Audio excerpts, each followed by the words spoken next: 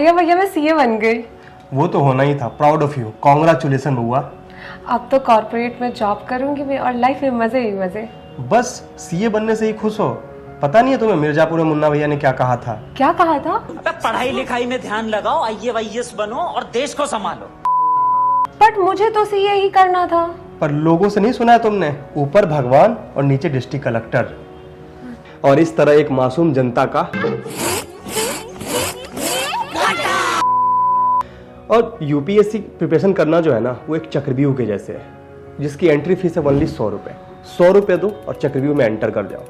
और एंट्री करना इतना आसान है, पर 99.9% जनता की किस्मत भगवान अर्जुन के पुत्र अभिमन्यु की जैसी हो जाती है, अंत में डेड एंड।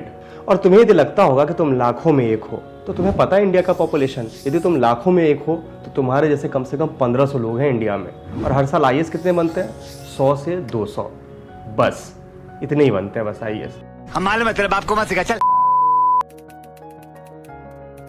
जब बात जॉब की होती है कि मुझे कौन सी जॉब करनी है, तो लोगों की कुछ रिक्वायरमेंट्स होती हैं। पहला, एक डिसेंट सैलरी मिल जाए, जॉब सिक्योरिटी हो जाए, और तीसरा कि लोग कुछ जान जाए, मतलब सोशल रिकॉग्निशन मिल जाए। और जब बात यूपीएससी की होती है ना, सैलरी तो डिसेंट मिलती ही है, और जॉब सिक्योरिटी का तो पूछो ही मत।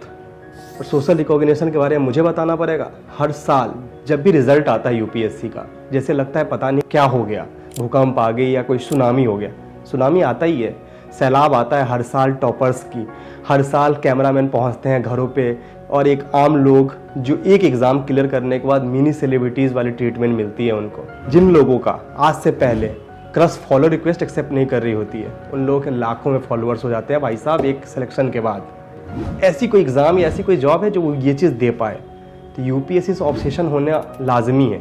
और फिर उसके बाद मूवीज़ और टीवी सीरीज, इन्होंने इतना ग्लोरीफाई कर दिया है प्रिपरेशन करना, सिलेक्शन लेना, जिससे ये बस जॉब नहीं रह गया, ये एक फैंटेसी लैंड हो चुका है। तैयारी करोगे, आप पढ़ोगे, आप एग्जाम दोगे, एंड दैट मेक्स यू अ वर्दी यूपीएससी एस्पिरेंट। जहाँ पे हर साल लाखों की संख्या में लोग कूदते हैं इस चक्रव्यूह में। और आपको मैंने जैसे बताया कि जो भी चक्रव्यूह में एंटर कर रहे हैं, उनका अंत कैसे होता है। या तो आप सेलेक्ट हो जाते हो, सेलेक्ट होते हो तो फिर मजे ही मजे, और यदि नहीं सेलेक्ट होते हो तब तो फिर उनके लाइफ के बारे में कोई बात ही नहीं करना चाहता। तुम ही बताओ, जब तुम्हें ज्ञान चाहिए, मोटिवेशन चाहिए, तो तुम किसकी स्टोरीज पढ़ोगे? ऑब्वियसली विनर्स की पढ़ोगे। अभी एक बहुत अच्छी मूवी आई थी 12th फेल करके। पता वो मूवी क्यों बनी? क्योंकि उसमें मनोज शर्मा सर आईपीएस बन गए। यदि मनोज शर्मा सर आईपीएस नहीं बनते तो हमें वो मूवी देखने को भी नहीं मिलता। उसी मूवी में एक कैरेक्टर है गौरी भैया करके, वो बहुत ज़्यादा टैलेंटेड थे, पर उन्होंने अपना सारा अटेम्प्ट एग्जॉस्ट कर दिया और अंत में उन्हें चाय की दुकान डालनी पड़ी। तो हम हमेशा विनर्स की सुनते हैं, विनर्स की स्टोरीज जानते हैं, पर उनकी कौन सुनेगा जो इतने लायक नहीं थे कि सफल हो जाए और इतने नालायक भी नहीं थे कि मैदान छोड़ के चले जाए। इन शॉर्ट, ग्राउंड रियलिटी यही है कि यूपीएससी हर साल लगभग 1000 लोगों को ऑफिसर्स बनाती है, पर कम से कम 20 गुना लोग जो सीरियस एस्पिरेंट्स हैं, उनका लाइफ स्पॉइल भी होता है। उनकी भी बात होनी चाहिए। No, this journey has nothing positive for me. मेरे लिए कुछ भी पॉजिटिव नहीं निकला. If I'll get a chance to redo it, I'll probably never do it. Some stories are never meant to find the closure. The UPSC is this वो एकदम incomplete journey है. We started it and it didn't go anywhere and that is it. मैंने खुद ने भी अपना पूरा circle ख़त्म कर दिया था। मेरे पास फ्रेंड्स भी नहीं बचे थे, मैं कहीं बाहर जाती भी नहीं थी। पर मैं देखता हूँ कि गलती तो यूपीएससी की है नहीं। यूपीएससी आपके घर आके तो नहीं बोलता कि बेटा फॉर्म भरो, बेटा आईएएस बनो। वो तो प्रॉब्लम आप में है, या आप फेल हो जा रहे हो, या फिर जो ग्लोरिफिकेशन हो रहा है इस एग्ज़ाम्स का, ये प्रॉब्लम है। इसलिए सच का सामना करना भी ज़रूरी है।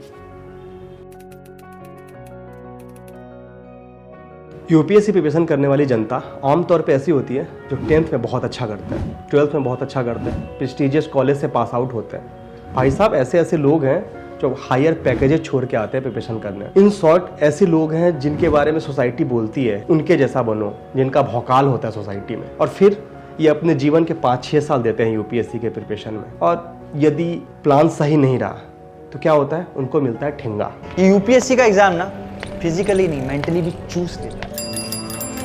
फर्स्ट अटेम्प्ट नहीं निकला, सेकंड नहीं निकला, थर्ड नहीं निकला, फाइनल अटेम्प्ट नहीं निकला, पलट के देखोगे जिंदगी का 6 साल गायब। सेल्फ कॉन्फिडेंस जमीन का नीचे घुसा हुआ होता है। इतना पढ़ के भी ना खाली लगता है अंदर से। मेहनत कोई नहीं देखता है, लोग आएंगे फेलियर का मेडल डालेंगे और बोलेंगे सिंसियर नहीं था ना तो कर नहीं पाया। एट द सेम टाइम उनके साथ वाले जो स्कूल और फ्रेंड्स में पढ़ रहे होते हैं वो लोग लाइफ में सेटल हो चुके होते हैं 5-6 साल में।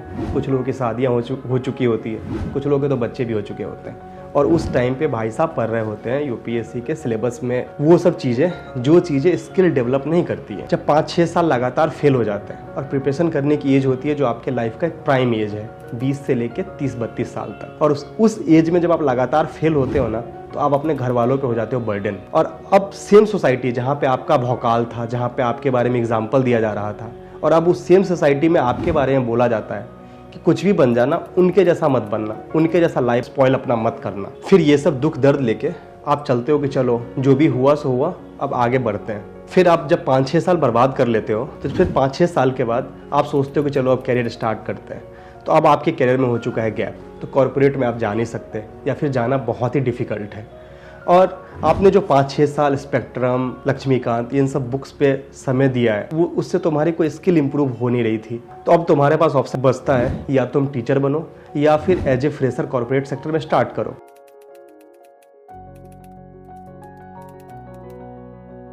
फिर तुम्हारा ऑब्वियस क्वेश्चन होगा, तो क्या प्रिपरेशन ना करें, या प्रिपरेशन करने वाले गलत हैं क्या? नहीं भाई, प्रिपरेशन करो, पर ये याद रखो सावधानी हटी दुर्घटना घटी। तो हमें प्रिकॉशन लेना पड़ेगा, कुछ प्रिकॉशंस, जिससे आपको पता हो कि जिस गेम में आप जा रहे हो, जिस चक्रव्यूह में आप जा रहे हो, उसको कैसे ढंग से डील किया जाए। अपने फैमिली के अलावा किसी से शेयर मत करो कि तुम यूपीएससी का प्रिपरेशन कर रहे हो। मूवीज़ और टीवी सीरीज ने इतना ग्लोरीफाई कर दिया इवन प्रिपरेशन करना कि तुमको एक फालतू का अनवांटेड अटेंशन मिलेगा, अनवांटेड का क्वेश्चन मिलेगा कि इस बार हुआ या नहीं हुआ। यदि हो गया तुम्हारा तो फिर तो मजे ही मजे हैं, और यदि नहीं हुआ तो फालतू में वही सोसाइटी तुम्हारी मजाक उड़ाएगी। तो क्यों शेयर करना किसी से कि मैं प्रिपरेशन कर रहा हूँ। और इनफैक्ट बहुत सारे साइकोलॉजिस्ट ने बोला है यार कि यदि तुम अपना गोल सीक्रेट रखते हो तो तुम्हारा मोटिवेशन लेवल ज़्यादा बेटर होता है तब जब तुम सबसे शेयर कर चुके होते हो। Bad news, you should have kept your mouth shut, because that good feeling now will make you less likely to do it. The repeated psychology tests have proven that telling someone your goal makes it less likely to happen. भाई plan भी तो होना ही चाहिए। लोग तुम्हें ज्ञान देंगे, बहुत सारा मोटिवेशनल गुरु तुम्हें बताएंगे, प्लान भी लूजर्स के लिए होता है। संदीप भैया, आपका कोई प्लान बी है क्या? प्लान बी फॉर लूजर्स, समझा ना? Plan B is for losers. नहीं, लूजर्स के लिए नहीं होता, समझदार लोगों के लिए होता है। जहाँ तुम्हें पता है कि इस चक्रव्यूह में सक्सेस परसेंटेज बिल्कुल नेग्लिजिबल है, वहाँ पे यदि तुम्हारे पास प्लान भी नहीं है और तुम अपने लाइफ के 5-6 साल दे रहे हो और फिर भी तुम्हारे पास प्लान भी नहीं है, तो तुमसे बड़ा स्टूपिड और कौन हो सकता है। इसीलिए प्लान भी तुम्हारे लिए ये लूज़र मेंटेलिटी वाली बात नहीं है, ये तुम्हें बैकअप देगा। जब रात के 3 बजे तुम्हें नींद नहीं आएगा और तुम ये सोच रहे होगे कि यदि इस अटेम्प्ट में मेरा नहीं हुआ तो मैं क्या करूँगा, और उसी टाइम तुम्हें ये याद आएगा कि अरे ये भैया तो आईआईटी से पास आउट हैं, ये भैया तो आईएम से पास आउट हैं, इन्होंने 3 इंटरव्यू दे दिए पर इनका सिलेक्शन नहीं हुआ। उस टाइम पे प्लान भी तुम्हें कॉन्फिडेंस देगा, तुम्हें प्लान भी तुम्हें बिल्कुल वो वाला कॉन्फिडेंस देगा जो इंसान को फ्री हिट के टाइम पे मिलता है कि मैं आउट नहीं हो सकता। ये होता है प्लान बी, ये कोई लूजर मेंटेलिटी नहीं है। It will help you to calm you down. देखो, जब बच्चे भी पैदा होते हैं ना तो लोगों को पता होता है, डॉक्टर्स को पता होता है कि मैक्सिमम टाइम क्या है, 9 महीने में बच्चे हो जाएंगे। तो जब तुम प्रिपरेशन करने आ रहे हो तो तुम्हें पता होना चाहिए कि क्या टाइम फ्रेम है तुम्हारे दिमाग में, कि मैं 3 अटेम्प्ट्स दे रहा हूँ या 4 अटेम्प्ट्स दे रहा हूँ, या फिर मैं 3 साल दे रहा हूँ या मैं 4 साल दे रहा हूँ। तो तुम्हारे दिमाग में क्लियर होगा कि मुझे इतने साल देने हैं इस चीज़ को, इस प्रिपरेशन को। और यदि तुम्हारा उसमें हो गया तब तो फिर मैंने बोला ये मिनी सेलिब्रिटीज़ वाली फीलिंग ले लो। और यदि तुम्हारा नहीं हो रहा है तो तुम्हें पता है कि भाई कब पीछे जाना है, कब किसी और फील्ड में जाना है। क्योंकि बात ये हो जाती है ना कि तुम देखते हो बहुत सारा एग्जाम्पल्स, बहुत सारे न्यूज़पेपर का क्लिप जहाँ पे किसी ने 5वें अटेम्प्ट में सिलेक्शन लिया, किसी ने 6ठे अटेम्प्ट में सिलेक्शन लिया, और सबकी लाइफ डिफरेंट है ना। तुम्हारी लाइफ डिफरेंट है, तुम्हारा पाथ डिफरेंट है, तो तुम्हें मान के चलना होगा कि मैं 3 अटेम्प्ट दूंगा या 4 अटेम्प्ट दूंगा या 3 साल दूंगा या 4 साल दूंगा, और you have to stick with it. क्योंकि सबकी लाइफ डिफरेंट है, तुम्हारी भी डिफरेंट है।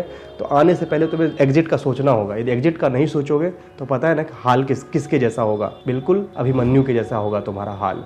भाई फाइनल कंक्लूजन में यही मैं बोल पाऊंगा कि एक तो यदि तुम प्रिपरेशन करने आते हो तो सारे प्रिकॉशंस, सारे ज्ञान, सब कुछ साथ लेके आओ और जी जान से लग जाओ। हो गया तो मज़े ही मज़े, और बाकी किसी ज्ञानी ने कहा है कि जीवन जीने के लिए है, यूपीएससी अटेम्प्ट देने के लिए नहीं है।